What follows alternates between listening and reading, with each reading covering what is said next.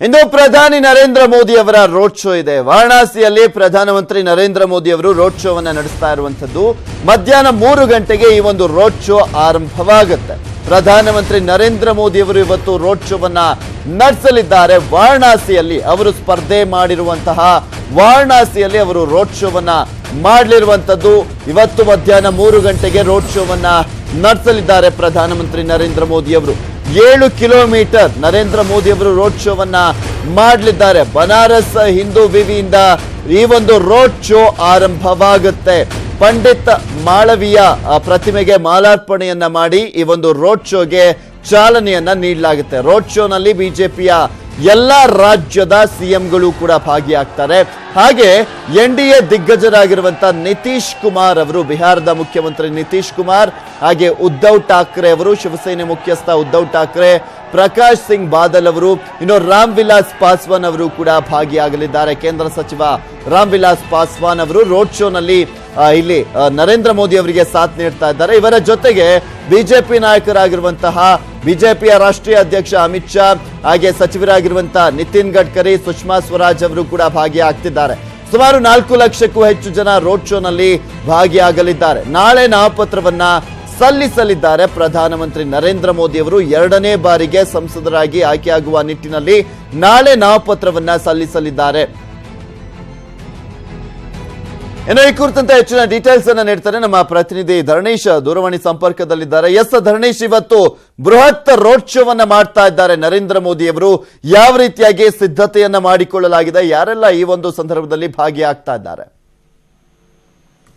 ನಾಳೆ ಪ್ರಧಾನಿ ನರೇಂದ್ರ ಮೋದಿ ವಾರಣಾಸಿ ಕ್ಷೇತ್ರದಿಂದ 2ನೇ ಬಾರಿಗೆ ಲೋಕಸಭೆಯಿಂದ ಸ್ಪರ್ಧಿಸಲಿಕ್ಕೆ ನಾಮಪತ್ರವನ್ನ ಸಲ್ಲಿಸ್ತಾರೆ. ಈ ಹಿನ್ನೆಲೆಯಲ್ಲಿ ಇವತ್ತನೇ ವಾರಣಾಸಿನಲ್ಲಿ ಪ್ರಧಾನಿ ನರೇಂದ್ರ ಮೋದಿ ಒಂದು ಬೃಹತ್ ರೋಡ್ ಶೋ ಅನ್ನ ಮಾಡ್ತಾರೆ. ಈ ರೋಡ್ ಶೋ ಮತ್ತೆ ನಾಳೆ ನಡೆಯುವಂತಹ ನಾಮಪತ್ರ ಸಲ್ಲಿಕೆ ಎರಡೂ ಸಂದರ್ಭಗಳಲ್ಲೂ ಕೂಡ ಬಿಜೆಪಿಯ ನಾಯಕರು ಜೊತೆಗೆ ಎನ್ಡಿಎ ನಾಯಕರು, ಅದು ರಾಮ್ ವಿಲಾಸ್ ಪಾಸ್ವಾನ್, ನಿತೀಶ್ ಕುಮಾರ್, ಉದ್ಧವ್ ಠಾಕ್ರೆ ಇವರೆಲ್ಲರೂ ಕೂಡ ನಮ್ಮ ಮೋದಿ ಅವರಿಗೆ ಸಾಥನ್ನ ನೀಡ್ತಾರೆ ಎನ್ನುವಂತಹ ಮಾಹಿತಿಗಳು ಬಿಜೆಪಿಯಿಂದ ಗೊತ್ತಾಗ್ತಿದಾವೆ. ಅಂದ್ರೆ ರೋಡ್ ಶೋ ಮತ್ತು ನಾಮಪತ್ರ ಸಲ್ಲಿಸುವ ಸಂದರ್ಭದಲ್ಲೇ ಒಂದು ಬೃಹತ್ ಒಂದು ದೊಡ್ಡ ಸಂದೇಶವನ್ನ ಕಳಿಸ್ಬೇಕು ಎನ್ನುವ ಹಿನ್ನೆಲೆಯಲ್ಲಿ ಎನ್ಡಿಎ ಗಟ್ಟಿಯಾಗಿದೆ ಅನ್ನುವಂತ ಸಂದೇಶವನ್ನ ಕಳಿಸ್ಬೇಕು ಮತ್ತು ಹವವನ್ನ ಕ್ರಿಯೇಟ್ ಮಾಡಬೇಕು ಎನ್ನುವ ನಿಟ್ಟಿನಲ್ಲಿ ಈ ರೀತಿಯ ಬೃಹತ್ ರೋಡ್ ಶೋವನ್ನ ಇವತ್ತು ಹಮ್ಮಿಕೊಳ್ಳಲಾಗಿದೆ ಮತ್ತು ನಾಳೆ ಅವರು ನಾಮಪತ್ರ ಸಲ್ಲಿಕೆಯನ್ನ ಮಾಡಲಾಗ್ತಿದೆ.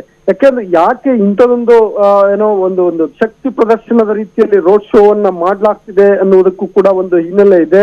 ಈ ಕ್ಷೇತ್ರದಿಂದ ಎಐಸಿಸಿ ಪ್ರಧಾನ ಕಾರ್ಯದರ್ಶಿ ಪ್ರಿಯಾಂಕಾ ಗಾಂಧಿ ಮೋದಿ ವಿರುದ್ಧ ಸ್ಪರ್ಧೆ ಮಾಡ್ತಾರೆ ಅನ್ನುವಂತಹ ಮಾಹಿತಿಗಳು ಬರ್ತಿದ್ದಾವೆ. ಕಾಂಗ್ರೆಸ್ ಇನ್ನು ಅಧಿಕೃತವಾಗಿ ಅದನ್ನ ಹೇಳಿಲ್ಲದೆ ಇದ್ರು ಕೂಡ ಅಂತದೊಂದು ಅನುಮಾನ ಇದೆ. ಇನ್ಫ್ಯಾಕ್ಟ್ ಅದು ದಟ್ಟವಾಗಿದೆ. ಆ ಕಾರಣಕ್ಕೋಸ್ಕರ ಒಂದು ಈಗ್ಲಿಂದನೇ ಅಲ್ಲಿ ಒಂದು ವೇವ್ ಅನ್ನ ಕ್ರಿಯೇಟ್ ಮಾಡಬೇಕು ಅನ್ನುವ ದೃಷ್ಟಿಯಲ್ಲಿ ಈ ರೀತಿ ಕೇವಲ ಬಿಜೆಪಿ ನಾಯಕರಲ್ಲದೆ ಎನ್ಡಿಎ ನಾಯಕರನ್ನೂ ಕೂಡಿಸಿಕೊಂಡು ಇವತ್ತು ರೋಡ್ ಶೋವನ್ನ ಮಾಡ್ತಾರೆ. ಈಗಾಗಲೇ ಈ ರೋಡ್ ಶೋಗೆ ವಾರಣಾಸಿಯಲ್ಲಿ ದೊಡ್ಡ ತಯಾರಿ ನಡೆದಿದೆ. ಬಿಗಿ ಬಂದೋಬಸ್ತು ರೀತಿಯಲ್ಲಿ ತಯಾರಿ ನಡೆದಿದೆ. ಅದಲ್ಲದೆ ಕಾರ್ಯಕರ್ತರು ಹೆಚ್ಚಿನ ಸಂಖ್ಯೆಯಲ್ಲಿ ಜಮಾಯಿಸಿದ್ದಾರೆ ಮತ್ತು ಎಲ್ಲೆಡೆ ಕೇಸರಿ ಬಾವುಟಗಳು ಕಾಣಿಸ್ತಿದ್ದಾವೆ, ಬಿಜೆಪಿ ಬಾವುಟಗಳು ಕಾಣಿಸ್ತಿದ್ದಾವೆ. ಹಾಗೆ ಒಂದು ವಾರಣಾಸಿಯ ಚಹರೆಯನ್ನೇ ಬದಲಿಸುವ ಮಟ್ಟಕ್ಕೆ ಬಿಜೆಪಿ ವ್ಯವಸ್ಥೆಯನ್ನ ಮಾಡಿದೆ. ವಾರಣಾಸಿಯಲ್ಲಿ ಈ ರೀತಿ ಒಂದು ಬೃಹತ್ ಶೋ ಮಾಡುವ ಮುಖಾಂತರ ಪ್ರಿಯಾಂಕಾ ಗಾಂಧಿ ಬರಲಿ ಅಥವಾ ಬೇರೆ ಯಾರೇ ಬರಲಿ ತಮ್ಮ ಗೆಲುವು ಶತಸಿದ್ಧ ಅನ್ನುವಂತ ಒಂದು ಸಂದೇಶವನ್ನ ಕಳಿಸಲಿಕ್ಕೋಸ್ಕರ ಈ ಭರ್ಜರಿ ಅರೇಂಜ್ಮೆಂಟ್ಸ್ ಅನ್ನ ಮಾಡಲಾಗಿದೆ. ಇದೇ ತರದ ಚಿತ್ರಣ ಬಹುಶಃ ನಮಗೆ ನಾಳೆ ನಾಮಪತ್ರ ಸಲ್ಲಿಕೆ ಸಂದರ್ಭದಲ್ಲೂ ಕೂಡ ಕಾಣ ಸಿಗುತ್ತೆ. Prithviraj, okay, thank you Dharanesh ನಿಮ್ಮೆಲ್ಲ ಡೀಟೇಲ್ಸ್ಗಾಗಿ.